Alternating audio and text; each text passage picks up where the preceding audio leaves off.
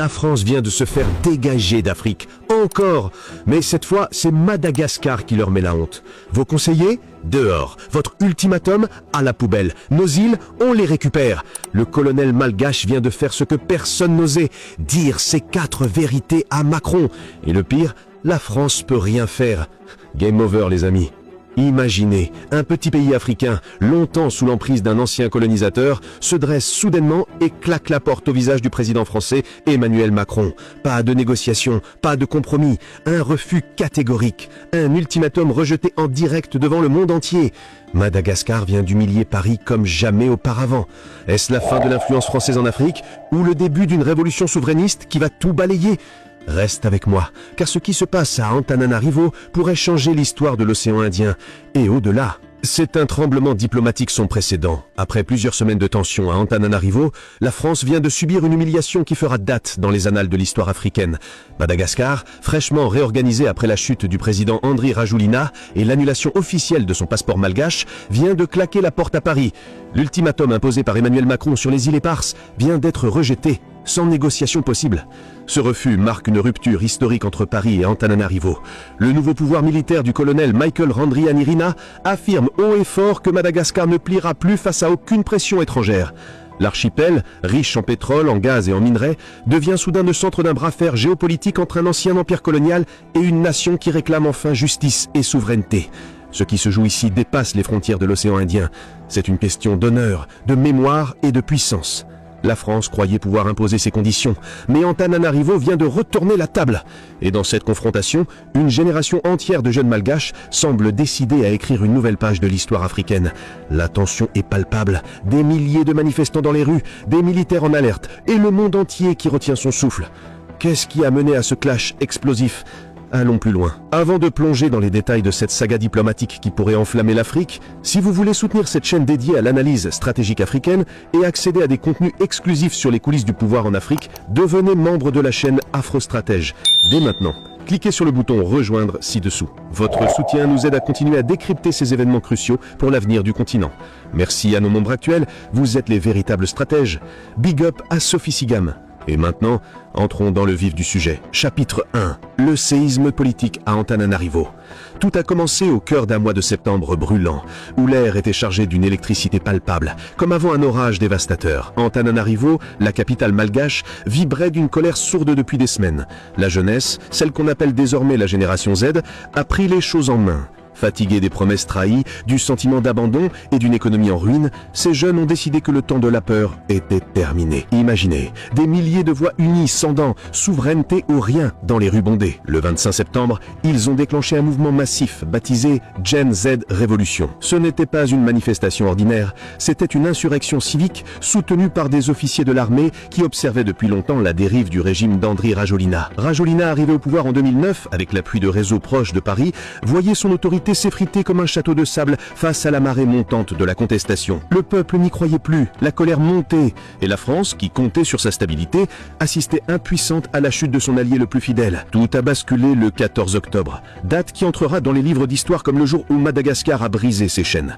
Lorsque le colonel Michael Randrianirina, un officier respecté de l'unité d'élite CAPSAT, a pris la parole à la télévision nationale, son visage grave, son ton ferme, l'armée a pris le contrôle du pays pour restaurer la souveraineté du peuple malgache et mettre fin à la dépendance étrangère. Ces mots ont résonné comme un coup de tonnerre. Quelques heures plus tard, le président déchu Andry Rajoelina se voyait retirer son passeport malgache par le nouveau gouvernement. Un geste lourd de symbole, une humiliation publique qui signifiait la fin d'une ère de soumission. Rajoelina, évacué par un avion français, fuit le pays en catastrophe, laissant derrière lui un vide que le colonel allait combler. Le colonel Randrianirina est devenu le visage d'une nouvelle ère politique.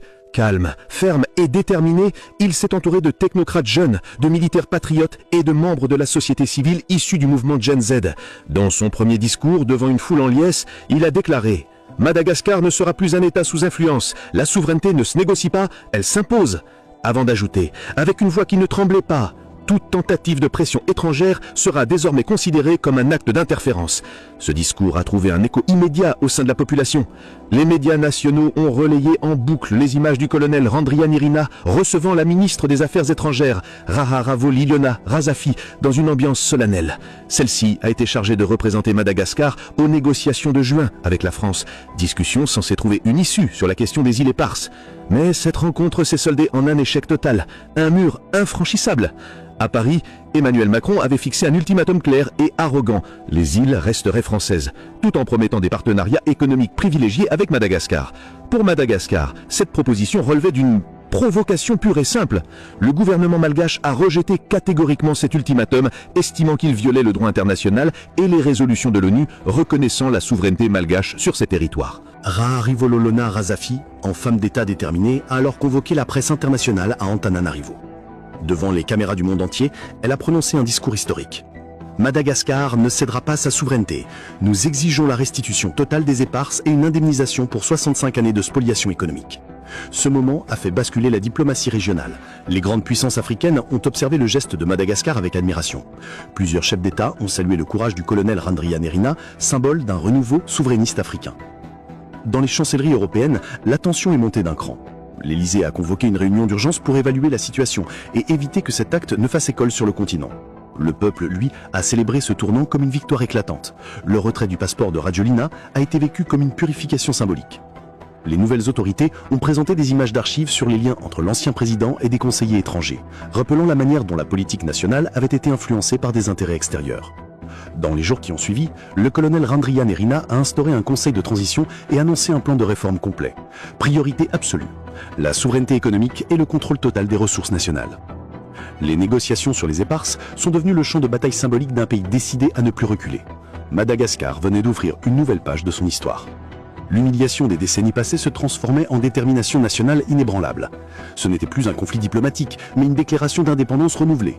Et pour la première fois depuis des décennies, le peuple malgache sentait que son destin n'était plus écrit à Paris, mais à Antananarivo. Le séisme politique était total. Le vieux système venait de tomber et à sa place naissait une ambition claire, celle d'un Madagascar libre, souverain et fier. Ce nouveau souffle allait bientôt bouleverser tout l'équilibre de l'océan Indien. Mais attention, la tension ne fait que commencer. Quels sont les enjeux cachés derrière ces îles paradisiaques? Chapitre 2. Les îles Éparses, le cœur du bras de fer. Le cœur du bras de fer entre Paris et Antananarivo se trouve au milieu de l'océan Indien, dans un archipel presque invisible sur la carte. Les îles Éparses. Ces petites terres minuscules, en apparence, représentent un trésor immense, un joyau convoité qui fait saliver les puissances mondiales. Elles sont situées dans le canal du Mozambique, entre la côte ouest de Madagascar et l'Afrique australe. On y trouve Juan de Nova, Europa, Bassas da India et les Glorieuses, des îles inhabitées mais entourées d'une zone économique exclusive gigantesque de plus de 350 000 km². C'est là que se cache la véritable raison de la tension entre la France et Madagascar. Mais creusons plus profond. Saisissons une histoire profondément marquée par le colonialisme, une histoire de pillage et de résistance oubliée. En 1960, lorsque Madagascar obtient son indépendance, les autorités françaises décident de garder la main sur ces territoires, un acte de pure malhonnêteté coloniale. Paris les rattache administrativement à La Réunion en 1960, quelques mois avant la proclamation officielle de l'indépendance malgache. Depuis ce jour maudit, Paris les considère comme des terres australes et antarctiques françaises, tandis que Madagascar affirme qu'il s'agit d'une occupation illégale. Un différend qui dure depuis 65 ans, sans résolution concrète malgré plusieurs cycles de négociations infructueuses. Les enjeux économiques sont colossaux, vertigineux même. Selon des estimations publiées par plusieurs experts géologiques, la zone entourant les îles Éparses contiendrait jusqu'à 17 milliards de barils de pétrole et plus de 167 000 trillions de pieds cubes de gaz naturel. Ces chiffres donnent le vertige. Les fonds marins regorcent également de nodules polymétalliques riches en cobalt, manganèse et nickel, des ressources essentielles pour les batteries des voitures électriques et les technologies modernes du XXIe siècle. À cela s'ajoute une biodiversité exceptionnelle, convoitée pour la recherche et la biotechnologie. Imaginez, des fortunes inestimables enfouies sous les vagues, prêtes à être exploitées, mais par qui? Pour Paris, cet archipel représente un atout géostratégique majeur, un pont essentiel sur l'échiquier mondial. Les îles Éparses se trouvent sur l'une des routes maritimes les plus importantes du monde, reliant l'Afrique à l'Asie. Contrôler cette zone, c'est garantir un avantage militaire et économique dans l'océan Indien. C'est pourquoi la France y maintient une présence militaire permanente, avec des détachements de la Marine nationale stationnés sur place. Les installations françaises, bien que modestes, permettent une surveillance continue du canal du Mozambique et des flux commerciaux vitaux pour l'énergie mondiale. Mais pour Madagascar, cette occupation est une humiliation prolongée, une plaie ouverte qui saigne depuis des générations. Le gouvernement malgache a toujours affirmé que ces îles font partie intégrante de son territoire. Depuis la résolution 34/91 adoptée par les Nations Unies en 1979, la communauté internationale a reconnu la légitimité des revendications de Madagascar et demandé à la France d'ouvrir un processus de restitution. Mais Paris a systématiquement bloqué tout progrès réel, jouant la montre avec arrogance. En juin 2025, la tension a atteint un niveau inédit, explosif. Emmanuel Macron adresse un ultimatum à Antananarivo. Accepter un accord de cogestion ou risquer une rupture diplomatique totale. Le ton est jugé arrogant et paternaliste, comme un maître réprimandant un enfant rebelle. Le colonel Michael Randrianirina refuse catégoriquement, déclarant que Madagascar n'acceptera aucun compromis sur son intégrité territoriale. Ce refus est suivi d'une annonce officielle. Suspension immédiate de toute coopération militaire et expulsion de plusieurs conseillers techniques français. Cette décision déclenche un véritable séisme diplomatique, des ondes de choc qui se propagent à travers le monde. À Addis Abeba, l'Union africaine exprime son soutien ferme à Madagascar et appelle à la fin des politiques coloniales déguisées.